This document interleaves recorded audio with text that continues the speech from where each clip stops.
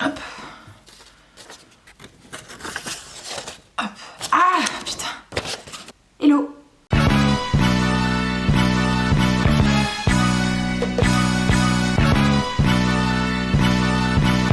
Alors j'avais déjà fait une vidéo qui s'appelait mon passé de loser, être une pas cool, je vous la mets dans le i. Dans cette vidéo, je parlais notamment de la popularité au collège-lycée, et à la fin de cette vidéo, je partageais une étude que je vous repartage du coup pareil dans le i, où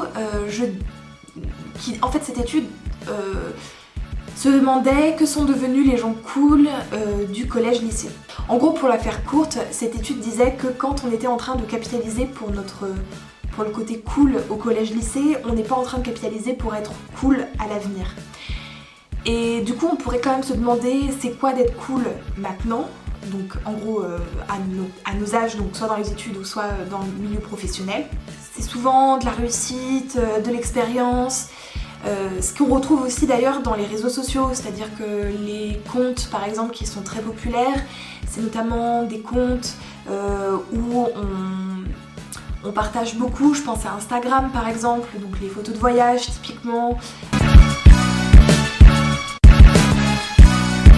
Par curiosité, je suis allée chercher la définition de cool dans le dictionnaire, et notamment un synonyme qui éclaire pas mal en fait sur cette définition, c'est agréable, sympathique.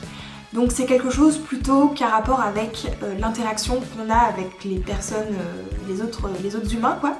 Du coup ma question après, qui en a découlé après, c'était est-ce que les personnes qui partagent autant sur Instagram et qui partagent autant d'expériences sont sympathiques, sont nécessairement sympathiques. Elles ont l'air sympathiques parce qu'on les trouve cool, mais est-ce que dans la vraie vie, et j'aime pas utiliser cette expression de vraie vie d'ailleurs parce que ça l'oppose à la vie d'internet qui est en vrai une vie aussi, mais en gros en réel qui sont peut-être pas si sympathiques que ça.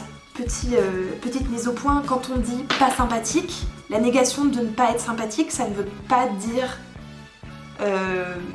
méchante ou pas agréable forcément. Ça peut être aussi juste quelque chose de neutre. Enfin, concrètement, on va pas dire de cette personne qu'elle est sympathique, on va la qualifier autrement, mais pas forcément dans le négatif, mais en tout cas, on va pas relever le côté sympathique. Pour reprendre l'exemple d'Instagram, c'est vrai qu'il y a beaucoup de personnes qui n'aiment pas en fait ce réseau parce que il y a une espèce de vitrine qui les fait se sentir mal et culpabiliser, et souvent un argument qui est donné en fait pour contrer cette espèce de sentiment de culpabilisation ou juste de se sentir nul en fait face au partage, c'est de se dire oh mais t'inquiète pas, ces personnes sont certainement malheureuses, etc.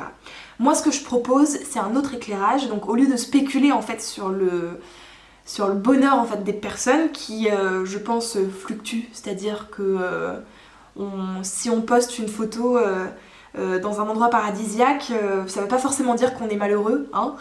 Moi je propose un autre angle qui pourrait permettre aussi de prendre un peu de se distancier par rapport à ces vitrines-là et d'être un peu plus critique, mais sans pour autant spéculer en fait sur l'état des personnes et sur comment elles se sentent, mais plutôt en fait se demander dans la vie non internet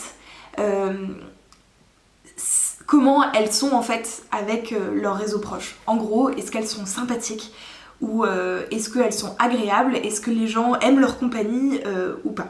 Concrètement, on peut pas juger si une personne est vraiment sympathique et agréable via des réseaux sociaux, mais on peut par contre avoir une idée un peu de leur rythme de vie et également de leur interaction sociale et du temps qu'elles peuvent y consacrer en faisant une simple soustraction. Donc en gros, en estimant le temps qu'elles passent sur les réseaux sociaux par exemple ou à faire d'autres choses, on va d'ailleurs les détailler, et du coup le temps qui en résulte pour la vie sociale à côté.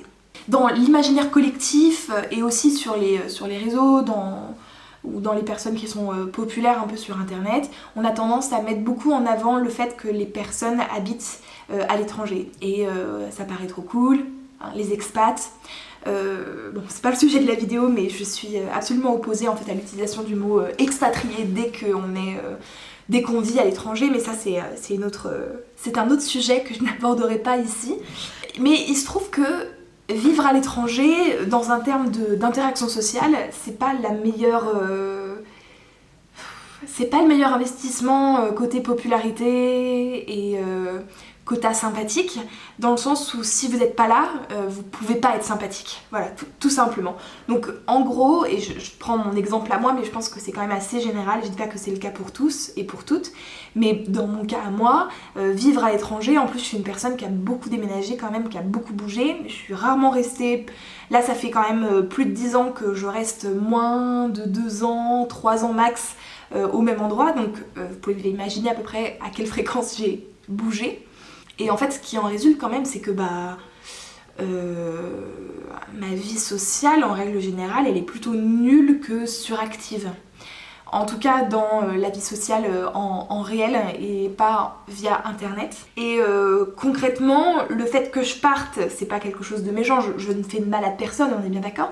Mais quand on n'est pas là, on peut pas être sympathique. On a tendance à penser que les personnes qui vivent à l'étranger sont des personnes plutôt cool parce qu'elles affichent en fait une expérience qui est assez hors du commun certainement et qui est peut-être fait envie, etc. Mais dans l'absolu, au niveau de la vie sociale, on est quand même sur quelque chose de pas très cool. Je pensais aussi au voyage, notamment... Les personnes qui voyagent beaucoup ou les personnes qui voyagent pendant des longues durées, donc par exemple ça peut être pour moi avec les 2 mois que j'ai passé au Brésil, ou même les voyages solo. C'est des choses qui sont beaucoup montrées sur Instagram, où il y a beaucoup de témoignages par rapport à ça. On a tendance à trouver ça très cool, et ça l'est. Je veux dire, c'est des expériences... qui apporte beaucoup, etc. Je remets pas en cause l'expérience. Je m'interroge du coup sur l'impact que ça a sur nos interactions sociales. Et il faut quand même se dire qu'un voyage de 2 mois à l'autre bout du monde, c'est pareil. Vous n'êtes pas en train de capitaliser sur votre sympathie auprès de vos proches en fait. Vous êtes en train de faire des choses pour vous, mais concrètement pour vos relations, elles sont un peu gelées quoi, on va dire ça comme ça.